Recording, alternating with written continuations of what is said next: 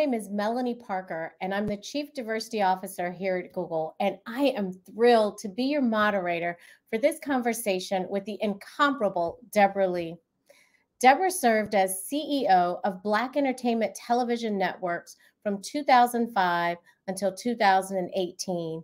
Her 30-plus year tenure at BET also included roles as Chief Operating Officer and as General Counsel. Debra is also the founder of Leading Women Defined and the co-founder of the Monarch Collective. Both of these organizations are dedicated to mentoring, supporting, and empowering both women and the BIPOC community at large. As the proud mother of two, Debra resides in Los Angeles. Debra, welcome to our virtual stage. Thank you so much, Melonie. I really am so happy to be here. And thank you for having me. Oh, I'm so excited. I've been looking forward to our conversation. And I've especially been looking forward because we have, so many things in common from how we grew up. In that we're both from both grew up in North Carolina, at least in part. And our high schools were actually rival high schools. And so I was really excited to read in your book and your memoir about the time, at Dudley High School, the safe spaces that created, because I could really, understand and put myself like in that time frame, in the community, in the culture, and understand just the profoundness of, your life and your career. But it made me really want to start with, why was this moment the right time to tell your story? Oh, wow. Well, we do have a lot in common. And when you say we were rival schools, that usually meant that the football teams would wait for each other and have a fight after the game. That was as bad as it got. No one really got hurt. No one. There's Right. a lot of excitement about coming together over those games. Right. So I have fond memories of football games and basketball games at Dudley High. But you ask a very good question. I've always wanted to write a book for some reason. I guess because I was such a book lover when I had time to read books growing up. And my father used to always give me the New York Times list of children's books right before Christmas and say, pick out whatever you want. He didn't care how many books I wanted. So that made me a lifetime reader. And then as my career became more interesting and my visibility as a Black female CEO grew, I was sure I wanted to write a book because I think I know there are still too few of us. I still feel like a unicorn. There are two Black women, and both of them, who are CEOs of Fortune 500 companies. And we just need more Black female and more female CEOs in general. And if we lose one, it's like half of them are gone.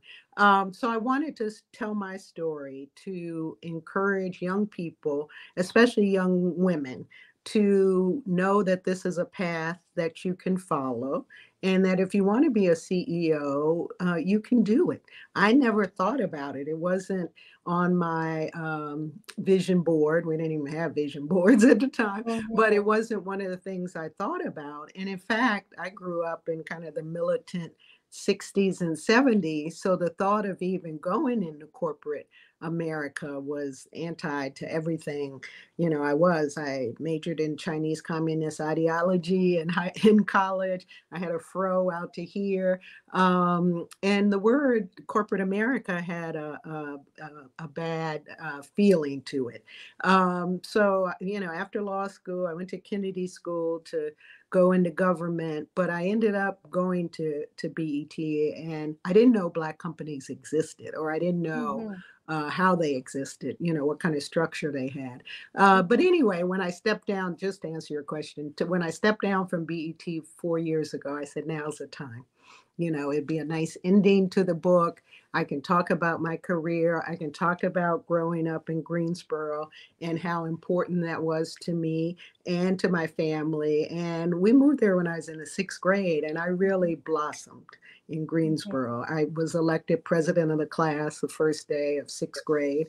And so, I think it's an interesting story, and it's um, part memoir, part business advice. But I decided, people would remember business advice more if it was told in a story that they could Mhm. remember. Well, so much gratitude to you, Deborah, for being so transparent, like to impart like your wisdom, your business advice, and to inspire, but to do that from the core of who you are, Hmm. I think is tremendous. And one of the things I want to talk about next is I noticed that throughout your book, you talked a lot of it was this juxtaposition between the little girl who was growing up in Greensboro with, parents who had a firm hand in shaping your path Hmm. to, you know, being the CEO and the journey that it took, to get to that CEO position. Right. And then this mantle that seemed like was on top of both of those was actually for the culture. And you talk Mm. about like shaping Black culture. And so could you just talk a little bit about what it's personally meant to have a hand across the breadth of that in Right. shaping Black community culture? Yeah. Well, it was so important to me. I grew up in a segregated town, and I always say that was a good thing for those times. We had everything we needed on our side of town. Doctors, lawyers, we had a Black bank. So it wasn't like we wanted for anything. When we Mhm. want to go shopping, we go down to Elm Street and go shopping. Oh, yes. So I understand. yeah, we had great role models, and we had great teachers at Dudley. But when I was growing up, there weren't many images of us on TV, and definitely not a lot in film. So I would do all my chores on Saturday so I could watch Soul Train for an hour Yes. and learn the latest dances and the latest songs and wardrobe, the Yes. latest Yes. designs. And that brought us together as a community. Then I always say, if the Supremes or the Temptations were on Ed Sullivan, we'd call each other. So I know I grew up knowing that Black images were important. We had Ebony Fashion Fair would come through once a year. So I I learned how. love Ebony I Fashion Fair. did Like, too.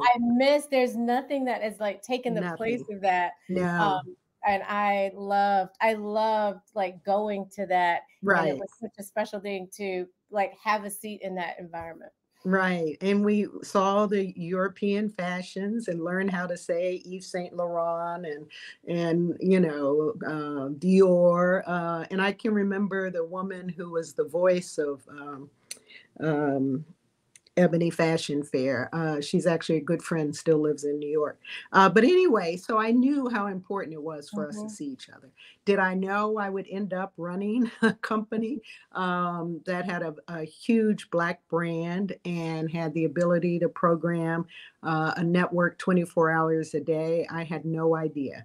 But BET was a client. I went over and started the legal department, and I just fell in love with the mission of the company and what we were doing. And really, it was the first time I was very passionate about a job or a Mhm. career. I Mhm. wasn't taking a job in order to get another job. We Mhm. spend a lot of time filling our resumes. And finally, I had gotten to a point where, okay, it's time to step off the fast track and do something I feel really passionate about. And you look at young people these days, and they start stepping off the fast track. There's so With many. so much courage. I mean, and you Right. stepped off into a startup, and there weren't many startups when you Mhm. went to BET as well. And so I think the courage that it must have taken, because you had a carefully architected path, and so many people, and I had this experience, as well. My parents, my brother and I were first generation college. So our parents Right. always told my brother Me and I, too. we're going to go to college. This is what you're going to do. and you didn't veer away from it. But could you talk about like the courage that it took to break away from that law firm to go to BET, even though you were Right. familiar as a client, but that still had to take tremendous courage. Right. It took a lot of courage because there wasn't even cable in DC at the time. So people were like, "You're going where?" So the only reason I knew about BET is because they were a client at the law firm where I was working. But it did take a lot of courage. I didn't mention this. One thing, my father had a very specific plan. My mother taught me how to sew and crochet and, be a good housewife in case I had to do that. But my father gave me the courage to think and dream about being anything I wanted to be. Even though he wanted me to be a lawyer, he never once said, you can't do this because you're a woman, or you can't do this because you're Black. So he had a world of opportunities that opened for me. But I did And do the, belief, right? He had belief in you that yeah, he you were did. able to do it. Like, Right, right. And so I took his preferred path, which was being a lawyer. I went to Harvard Law School. I applied and didn't even tell him I was applying because I wanted to make my own decision about it. And when I got out of Harvard and I practiced law for 5 or 6 years, I said, it's time. Everyone mhm, says law is so flexible. They say, oh, you can do anything with law. If you don't know what you want to do, go to law school. Well, it is flexible, but there's also a predetermined path that you have to work hard to get off of. You can't just leave law school and work in a corporation, even in the business area. You have to have a certain amount of training before people would even take you seriously. So, I guess education and opportunity met each other at the right mhm, time for me. mhm. My dad wasn't happy that I was going to this little company he had never heard of. After he saw what law firms look like with the chandeliers and the panel, he was like, "Why would You you ever leave arrived. this?" You Right, made it. And everything he poured in was paying off. right. And our parents didn't even know about places like that. I mean, the only way I knew about him was going to Harvard Law School, but it Mhm. wasn't as fulfilling as I wanted in terms of a career. So, But we weren't taught that. I think that's really important because, like, I think about my father, worked in furniture factories his whole life. mhm, I grew up in High Point, which is like the right, furniture capital. And one of the things that I remember when I left Hampton University and I was working in my first role, and I didn't like it very much like you. right, At some point I was like, this is, I don't feel it. I don't have the passion right. here. And my father said, do they have air conditioning? Do you have benefits? He was just like, I don't understand. I mean, we were talking from two totally different frames. He thought, what does Right, life have to do with it? And I right. imagine your father probably felt something very similar. Right. He said, "Why are you leaving Steptoe and Johnson? It's a perfectly great job. You'll have retirement benefits." And Yeah. I He said, must "Dad, say, I'm cable what? Like, what's cable? I don't get it. right." And he said, I said to him, I said, "Dad, I'm just not having fun anymore." And one of his favorite quotes to me, my favorite quote was he said, "If it was supposed to be fun, they wouldn't call it work." And I thought about that a long time. And my dad was a major in the Army.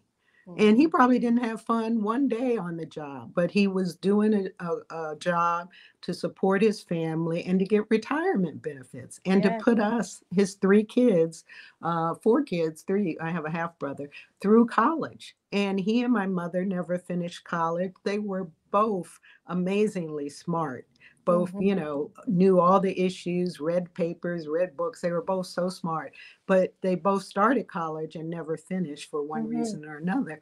But that was their job, to get us Yeah. educated. And he's like, "What are you talking about? Fun."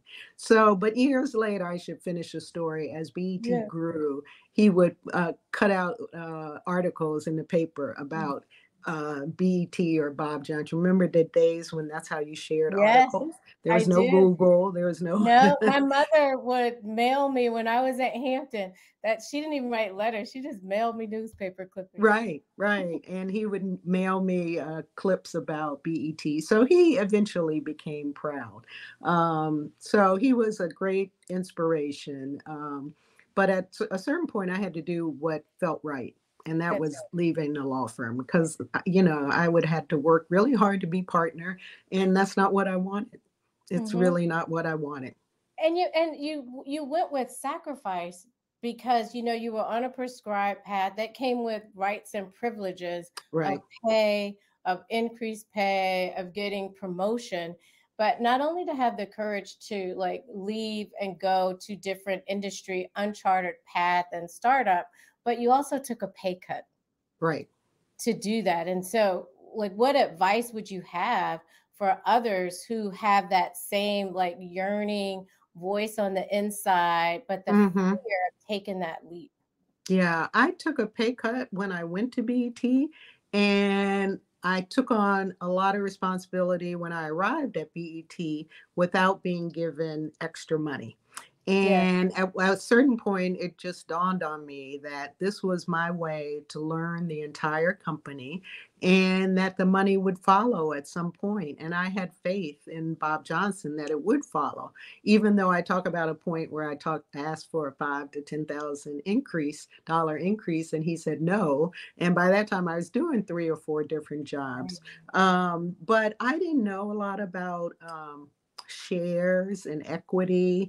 BET went private in 1991, and I worked on that as a lawyer. But I didn't know that that was a way to create wealth.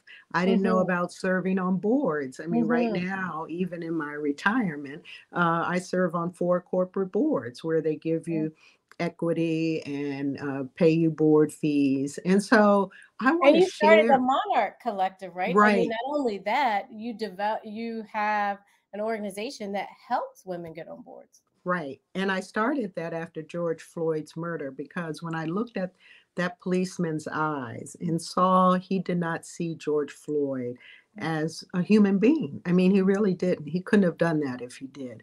And I thought to myself, creating more Black wealth is one way to stop that from happening. So I started Monarchs Collective, and the goal is to educate more Black people, men and women, about board opportunities and to help them get on boards. Mm-hmm. And it's really been great. That's one of my passions, in addition to leading women define, which helps prominent women of color come together and talk about issues they have and just have a good time for 3 days. Mm-hmm. So both of those are an important part of what I do. But can I just say before Yes. you move on that when I was growing up, we would get in the family car and drive to High Point to go to the furniture mart and look at all the displays of furniture. And that was a great Sunday out. I think it gave me my love of decorating. The Yeah. first room I decorated was my bedroom, and I did a kitty cat bedroom and found, rugs and bedspreads. But I mean, I used to love going to High Point. So there were a lot of great things about North Carolina. The school system, I So went to the true. governor's school, Mhm. so I had chances to stand out as a student and learn about a lot of different things. And I thank you for sharing that and stopping there because it really points to standing in the culture, like Hmm. even then. And I there's a favorite scripture that I have in the Bible that talks about the body makes room for the gift. Like you don't have to Mm, like push your way, but you do have to lean into like that leading, but the culmination of the experiences that you right, have. I mean, even in the book, you talk about North Carolina A&T and how, that, played a part in your early life getting into Greensboro, but right, all of those cultural experiences. I could only imagine your dad's face when you stood up to protect Black spaces at right, Dudley and he was trying to integrate. I mean, I can't right. imagine how you felt going back home that evening. Oh, I know. And I had to ride in the car with him. One of the rules in our house was don't make your father mad Yeah. because he had somewhat of a temper. Mhm. So we tiptoed around a lot. And the thought of disagreeing with him was Mhm. just out of, we would never think about that. So that was the first major disagreement with him Mm. because he was one of the named plaintiffs in suing the Greensboro schools for not following Brown versus Board of Education. And it took them, and it took them to 1972, the year I graduated, to finally bus white students to our high school. And before that, the only thing they had was what they called freedom of choice. Do you remember that? I do And remember freedom of choice. that and that meant a few Black students could go to a white school if they were brave enough and wanted to. And so maybe you have 4 or 5 doing that a year. But it was just a difficult time to try to figure out what was the best way. And I think we both firmly believed in our positions, but I think after that night, we never talked about it again. But Debra, that's courage that you continue to like draw on, where you stood behind your position. I'm thinking about like even after like Michael Jackson died, and you had the award show, but that final decision about who was going to best represent MJ and doing this for the culture, you had to make, like, you too had to draw into the culture and the position that you took, although you had mentors. And so it seems like there are many experiences that you had early on that you continued to draw on. Yeah. And I drew on my identity as a Black woman. That's always been very important to me. Even when I went to Brown University, I mean, that was the difference between night and day. But I felt like, especially after the first exam and the first papers, that I had the educational background to compete. I had to have those first tests to realize I could compete. So it was a little terrifying. But within that, we had our group of friends. I'm going to tell you a really outrageous story. We used to stack up trays in the dining room. We wouldn't bus our trays because we felt that after 200 years of slavery, you weren't busting. We were going to. So, okay, a couple of crazy points with that. One, the trays would just stay there, and after a while, the tables were not. You couldn't sit there. And the second thing, most of the people that worked in the cafeteria were Black. So who were we hurting? But we felt we were taking a stand, and we just would not bust up. So, it was the 70s. We were trying to figure out, we were the first generation of Black students at the Ivy League schools. And, it was a day by day struggle sometimes. But Brown was very forgiving in that you could pick your concentration. They didn't have classes that you had to take, which is why I went there. I didn't want to take a foreign language. I was really bad at foreign languages. But it was a supportive atmosphere. I was a minority peer counselor. When I got to law school, I was another kind of counselor. And I've always felt really good about reaching back and helping those who come behind me. Because, you give back. Yeah. It was always very important to me because, one, I knew I wasn't the smartest kid in the room. So if I could do it, everybody else could do it. It just took hard work. And staying true to your principles and your identity. And, like you said, that was formed in Greensboro, and I just held on to it the rest of my life. And I should mention, because my publisher would be mad at me, the name of the book is I Am Debra. Oh, good. Thank goodness. Yes, I didn't have one. No, well, I was thinking about this. So hopefully we make your publisher happy, because this title, it's declarative. It intimates the power and the understanding of who you are, like what you bring to the table. And, I believe it's an unapologetic statement. Yes. Yeah. And that's why I liked it, because for so much of my life, trying to make other people happy, and, starting with my father, I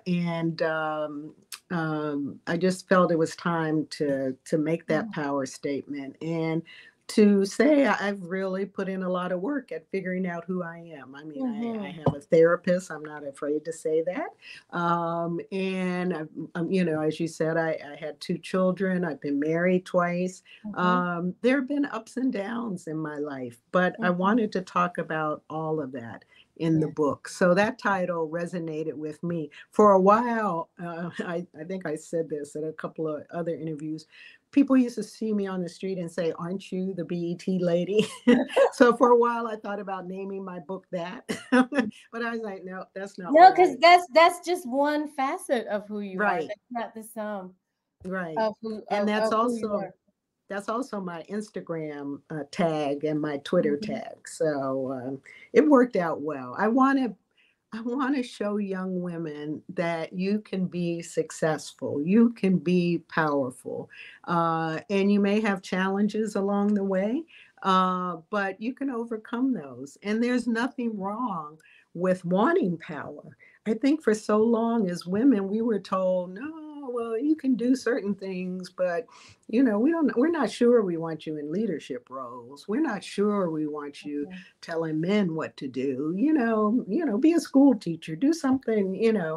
Um, and so it was hard for me, and I assume because of that, it's hard for other women to say, one, I want this job as CEO, or I want this job at whatever, and I recognize I have power, and I'm going to use it That's to yeah. benefit the company, to benefit the people who work here, and hopefully benefit my community, because that's who I wanted to give back to.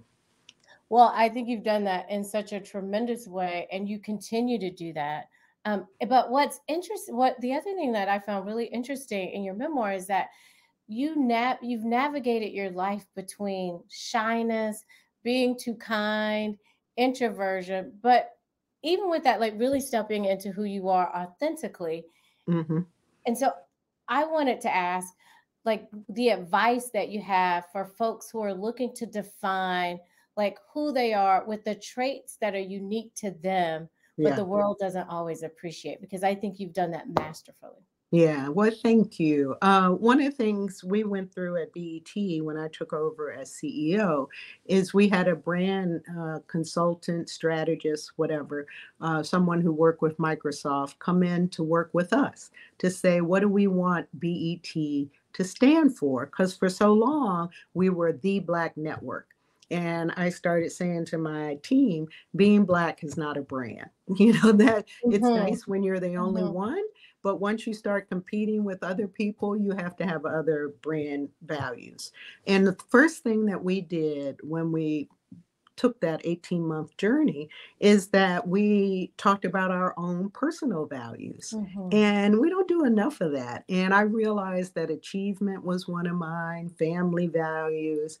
I mean, there were three or four that we all came up with. And we realized we shouldn't be working at a place if they didn't meet our personal values or our Yeah. personal goals, because life is too short. We Mhm. work too hard. Mhm. And people nowadays want to have some semblance of work-life balance, even though there's never a balance. So that was a good. It's like a seesaw. It's not quite like, Exactly. yeah. Sometimes it's up, sometimes it's down. But I think that's a good place to start. Figure out what your values are, really what your goal is. And your goal may change over Mhm. time. I thought I wanted to be a journalist, then I did the lawyer route, then I did the blah, blah, blah. And, I've come, I don't know if I've come full circle, but I just wrote a book. So now I'm an author, which Oh is yeah. so exciting. And I just saw, I don't know if you know the Carolina Peacemaker, but it was a Black newspaper in Yeah. Greensboro. And I wrote a weekly column for them called The Dudley Scene. And every Wow. week I would sum up what was going on at my high school. So I had an inkling I wanted to be a journalist, but then when I got to Brown, they didn't even have a journalist program. So that ruined that. But they just wrote a review of my book. Mm. And it was so great and so positive. And then they had a picture of the book. And underneath it, they said, written by our first and favorite intern. I was like, Oh, look at I love it. there. Oh yeah. Yeah. Oh yeah. So special. Yeah. And even that, Deborah, if we talk about like the juxtaposition between like you as a young girl, and then Hmm. you as the career woman CEO, I think about this in the COO role. At one point, you were published in 3 magazines, Right. and you had Which I like loved. separate audiences. which I love. If I could have gotten out of the legal department and just been publisher, I would have been very happy because that, as you're true. One was geared toward Black women. One was for Black teenagers, Mm-hmm. which I started YSB, Mm-hmm. and the other one was Emerge, which was a political magazine. And I loved all three of them. I mean, just the artwork that went into it, the hard work. Every month you had something to hold in your hand. Okay, I'll tell you another funny story I haven't Oh, I told can't before. wait. When I was out on maternity leave, you're not supposed to be working, but of course I was still the most senior attorney, so I had some work to do. And I think it was with my second child, my daughter. I was out, I was running the magazines. Yeah, it was my second child. And Emerge magazine wanted to put on the cover a photo of Clarence Thomas in a mammy headscarf. Mm. So they sent me the mock-up for approval because I was a publisher. And I was like, oh man, this is a hard one. I know where they're going with this, but this is a hard one.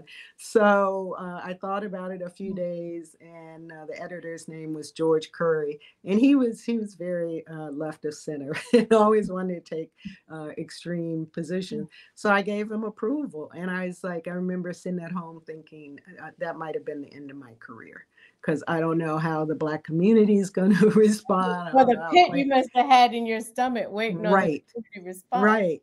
And I'm out on maternity leave, so I'm not even Yeah. there to defend myself. I didn't know what Clarence Thomas would do, but it was well received.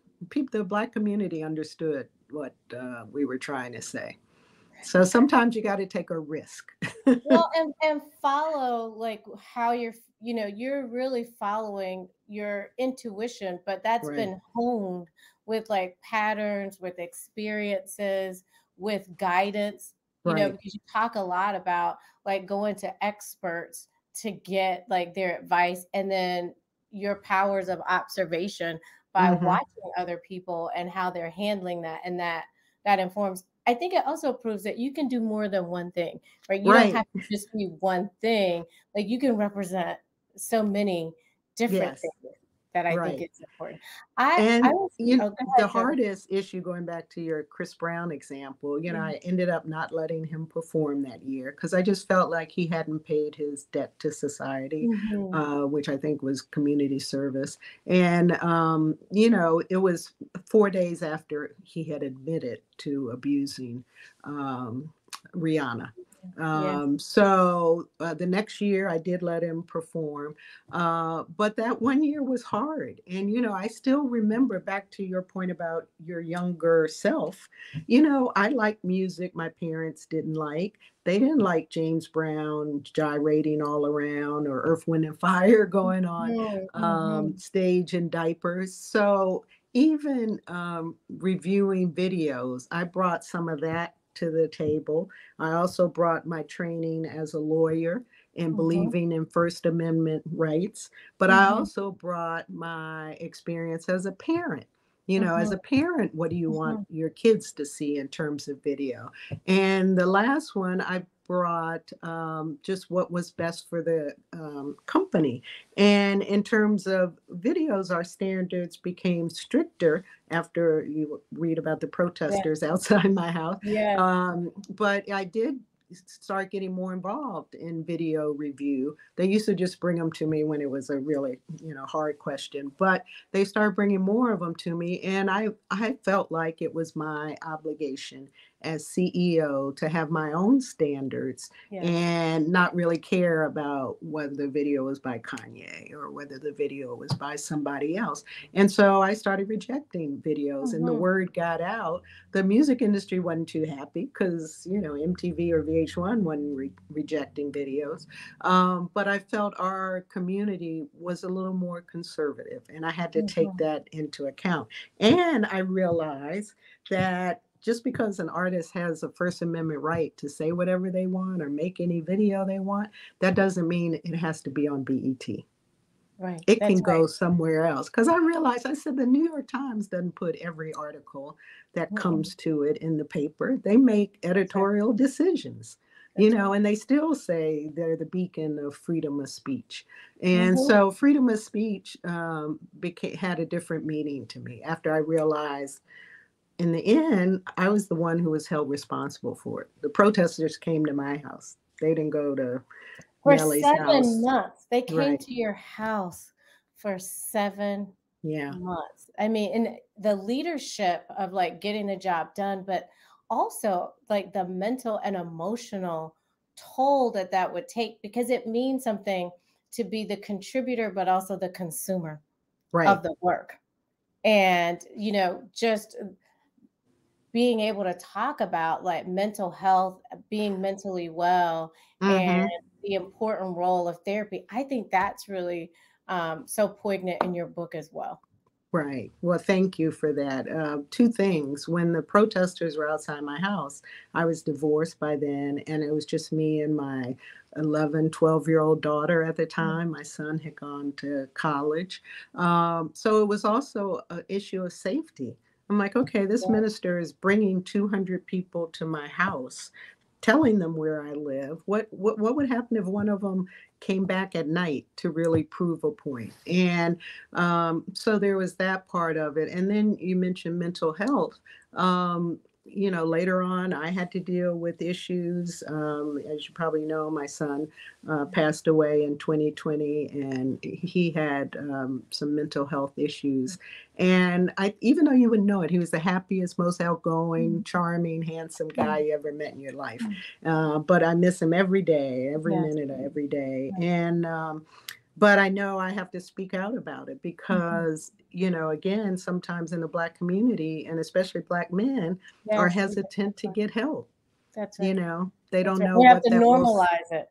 Right. Hmm. And they don't know what that will say about them. And so it's something that I started internship program at the Recording Academy in my son's name. And I'm trying to make mental health an important part of it. So thank you for mentioning that. Oh yes, no, thank you for doing that for all of our Black sons, and all of And our the Black daughters. men in our life and our daughters as well. Right, right. Um, we do have a couple of questions from the audience. I'm going to make a transition so we can Great. get to what the viewers want to ask as well. So we'll go to the first question. So Zora Williams, hi Zora, says, "Hi Miss Debra, how have you prioritized pampering and self-care throughout your career?" Wow, that's a great question. And thank you for thinking of that. I have not prioritized pampering and self care. I think that's the answer. I did. I was thinking about this yesterday because I got asked the similar question. I used to get massages on a regular basis, but only when I traveled. So that was somewhat helpful. And I love exercise. Well, I won't say I love it, but I do exercise. I walk a lot. And I had a trainer, but all of that has kind of gone off the rail since COVID. And I'm trying to get myself in better shape. And it's not necessarily just for pampering; it's also for living a healthy life. Because I'm type 2 diabetic, and I have to exercise and I have to watch what I eat. So I thought retirement was going to be the stage where I would do more of that, but that's not happening either. Yeah, not Yeah, yet. not Like, yet. But I do have really good girlfriends who give me gift certificates. And so that's when I make myself do it. But I think it's an important part. And really getting a massage is one of the few times I can really let my mind go mm, because I'm so focused on them doing the right thing that yes, I'm not, yes. and how good it feels. But yeah, I mean, I like movies and I like art. I used to shop a lot. I used to be a shopaholic. I don't do that much anymore. But I have other pleasures in my life that give me joy. But I fall short on the pampering side. Well, yeah, you still have time. So, I still have time. It's a priority now. it's But a priority. And it's not just a spa day, right? It's a way of life and a yes, practice. right. So, And when I meet someone that says, especially a woman who says, "Oh, I get a massage every Friday night," I'm like, I'm going to do that one day. But that day hasn't come yet. Mine either. I want to do that one day too. Okay, next question. The last question we have time for. We're going to pull that one up. Okay, so Farah Nesbitt, thank you, Farah, says CEO, author, philanthropist, Mhm. and so many other powerful titles. What does your next chapter look like? Wow, Farah, that's such a great question. I'm really focused on that right now. Writing the book was a huge project, and it feels like such a major accomplishment. It took me over 2 years over COVID to do it. I don't think I would ever have been able to do it if I didn't stop traveling through COVID, but that helped me do it. So I'm so proud of that accomplishment. And now I'm really trying to figure out what I want to spend my time on. I've always said my dream was to be a fashion designer. So I told my daughter yesterday, I said, it may be time to do something in fashion. I mean, everyone expects me to do something else in programming or media. And, I've done that for a long time. But it may be time to switch up gears. So to answer your question, I'm actively thinking about it. We love to see the fashion. So I think you should go for it. You can Right. continue to combine all of it. Well, I really appreciate the time that you took to spend with us. And before we go, I'm going to ask you one last question Okay. to leave the audience with. We talked a lot about during our time together today about this juxtaposition between like the child within, or you as a little girl versus Hmm. you as the adult and the powerful CEO. What advice would you give grown women who are still struggling with the little girl within? Um, well, I would ask them to give advice to themselves as a little girl. What have they learned since then that they would avoid or do differently? But I think, I would like to ask myself as a little girl, are you proud of me?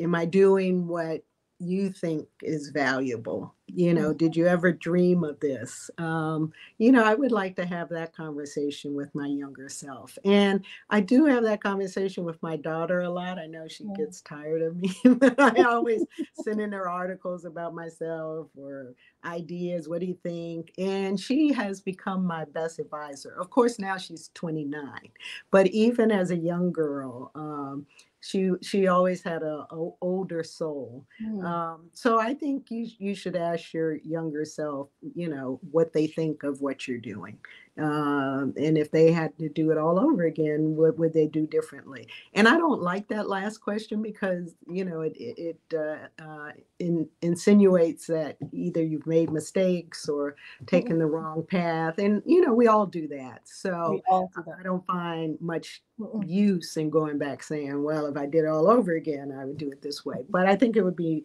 good to hear what your younger self thought. Thank you. And thank you Thank again for you. your time. Oh, Melanie, thank you so much for having me. I really appreciate this. This is a fun conversation. And the name of the book again is I Am Debra Lee. Just in case, available everywhere. Audible. A Yes. lot of people have told me I did the voice on Audible. So I actually, the first week sold more Audible copies than hard copies. Yeah. So Well, I was on the plane and lots of people were reading it. So, oh, good. yes, yes, yes. So So happy don't to hear bombard. that. Yes, I Yeah. am. Yes, Thank you. Thanks for yes. having me. Thank Thanks, you. Google.